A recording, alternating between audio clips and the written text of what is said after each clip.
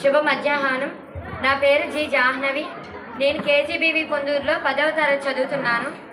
నేడు నేను మీ ముందుకు తెచ్చిన విషయం ఏంటి అంటే సైబర్ క్రైమ్. సైబర్ క్రైమ్ అంటే సాంకేతిక దుర్వినియోగం చేయడం ద్వారా జరిగే నేరాల గురించి. మన రోజువారీ జీవితంలో మొబైల్ ఫోన్స్, ఇంటర్నెట్, డిజిటల్ లావాదేవీలు ఎంతో ముఖ్యంగా మనకి మారాయి. కాబట్టి ఇవి సౌలభ్యంగా మాత్రమే కాకుండా కొన్ని ప్రమాదాలకు కూడా గురి చేస్తున్నాయి.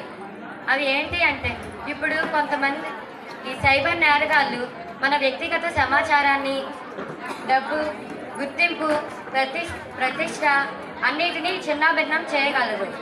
కాబట్టి ఈ సైబర్ నేరం గురించి చెప్తున్నాం. ఇప్పుడు సైబర్ నేరాలకు కొన్ని ఉదాహరణలు చెప్తున్నాను.